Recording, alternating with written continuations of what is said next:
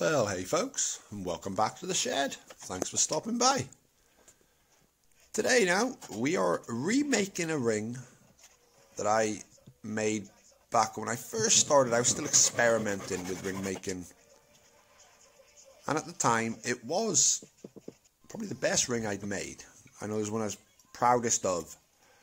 But it was all a learning process, and I was still learning the CA glue finishing and managed to botch it up completely at the last step. So let's remake it and see how it turns out this time.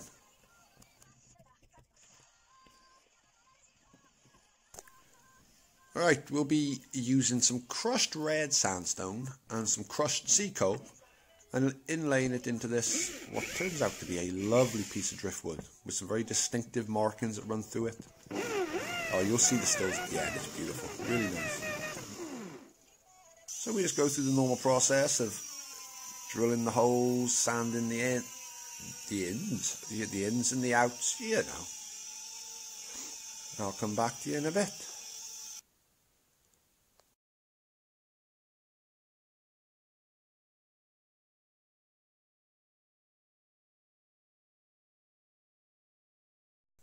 I didn't actually intend for that to be a time lapse, but it worked, I think. So here you can see just how rough and untrue it is. It's not too bad really, but there are some spots, and the easiest way to deal with them, sanding board.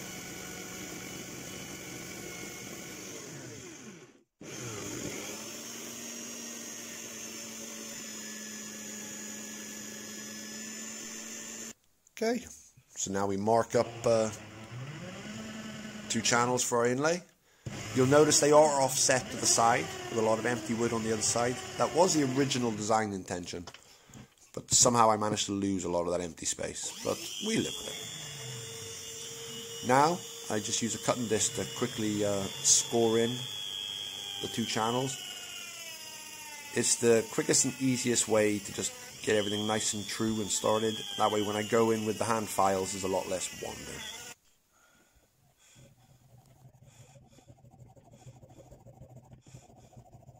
Apologise for all the heavy breathing.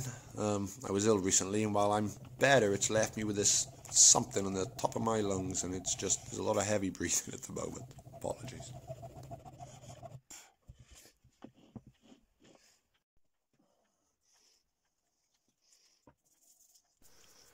So we just give everything a quick sand, tidy up the channels, make sure there's no loose bits left. Then we slap on some old teak oil so we can take a little sneak peek at all these beautiful markings and colours in this wood. Give you an idea. It turns out absolutely lovely, I think.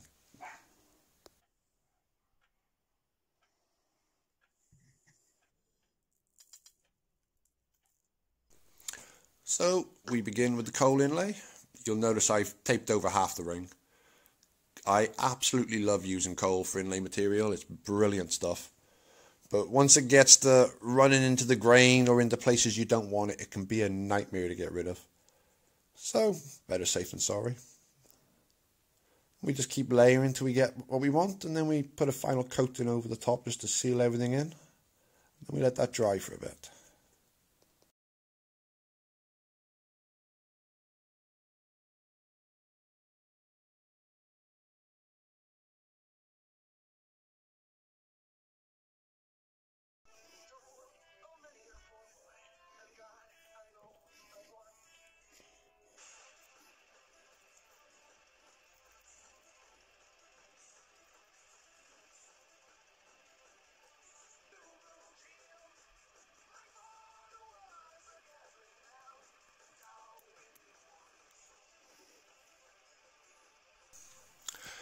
Now, while I love coal for inlay material, I cannot say the same about this red sandstone. I don't know what it is about the composition. Any budding geologists in the audience, please comment. I'd love to know.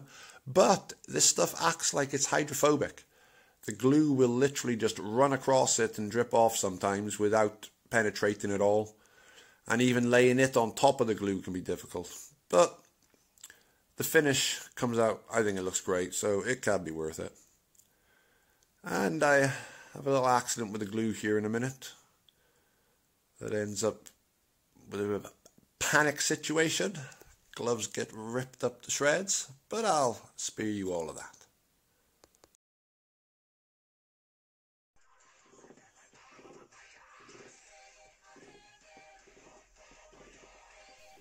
Well, there you are. There is the mess you are left with. So now we get on with some wet sanding. Wet sanding at this stage is the best option. It not only helps to actually keep things cleaner, because coal can be a nightmare to sand, wet or dry, but it also reduces tear out, I've found, which is important with these things, because there's always enough tear out anyway. Speaking of which, here you go. You can see we haven't finished the sanding by any stretch yet, but I can already see cavities that are just too big to leave. I will leave some, but these guys are just too big. So, let's repeat a little bit.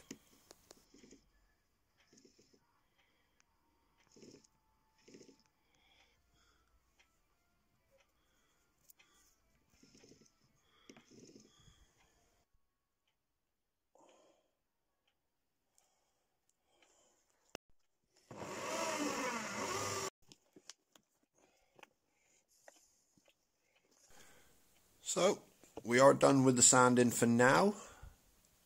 Not finished by any stretch, but we slap a bit of teak oil on.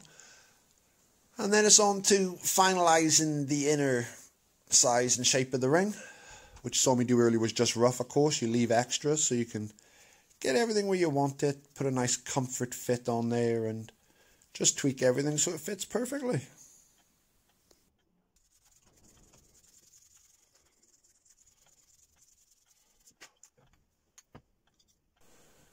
This process can take quite a while to get it just the way you want it, but eventually you get there. Now we move on to refining the outer shape and the edges where the two tapers from in and out meet. This ring ends up, it's quite a chunky ring in the end, but I like it. It's a very masculine ring, so it works. Once we've gotten everything where we want it, time to start really getting some glue going. So the first thing we do is the inside of the ring. And as per the way I like to do it, I like to put 2 layers on straight away, or 2 coats rather. And I want the second going on.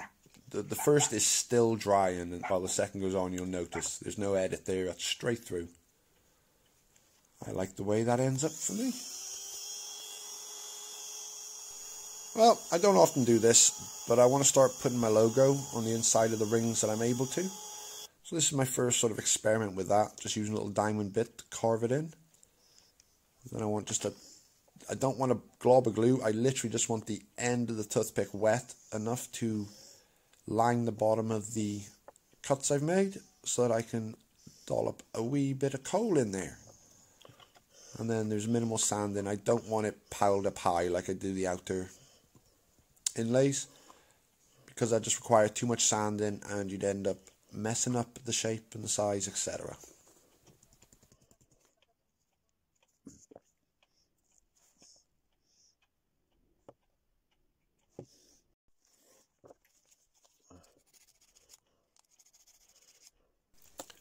So there we go. Not too bad for a first attempt, but I clearly need to separate the shed roof and the elm. So now I give a final sanding on the outside before finishing. We go 400, 800 and 1200. 1200 is not as high as I usually go, but this is a nice rugged ring and 1200 is just about right. No need to go any higher. It works. And then we get on with the final finishing.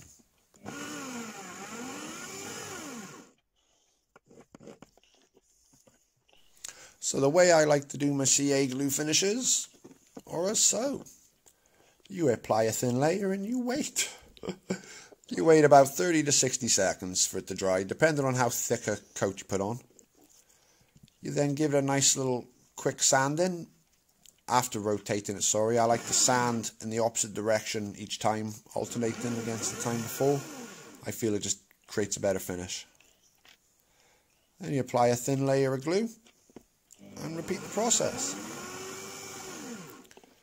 Usually you just try to keep going with very thin layers up to 10 or so, but every 2 or 3 sandings, sometimes you start to notice some persistent scratches that are just a bit deeper than others. So you use a slightly thicker coating just to fill them in. And then you go on back to the thinner coats. Now I work my way up through grits, starting at 400 up to 3000. And when I reach 1000 and 2000 on the outside, I take it off and I do the inside. So I end up with 6 coats on the inside because I repeat the process you originally saw me do to the inside of the ring. Sorry, that double layer thing. Then we break out the buffer and the green compound and we get to shine in this bad boy up completely. So, in a minute, I'll be handing you back to me. I'll talk to you a bit more then.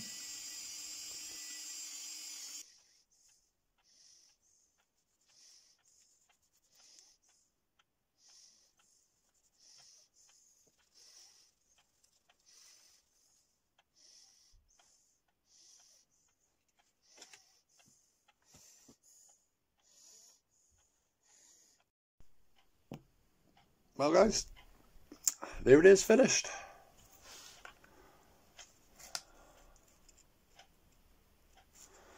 Oh, where's that focus at? Nah. I think it looks great. I don't think the camera's focusing too well for you. You can see some of the little holes in the sandstone. There's a few tiny ones in the coal as well. I left them though. You'll see in the stills I put on at the end why. They're reminiscent of the material it's made from. Yeah, but I had a bit of one of them follies and managed to screw up putting my logo in. Looks more like a deformed bonsai instead of an L in a shed, but hey, you know, gotta try these things. I'm gonna find a better way of doing that. Right, I'm gonna go in the house now. I'm gonna voice over everything that came before this, take some stills and add them to what comes after this. And say I hope you enjoy, guys. If you did, think about the subscribe button, you know, all of that stuff. And the rest of my socials are down in the description. Pop by. Cheers, folks. Bye-bye.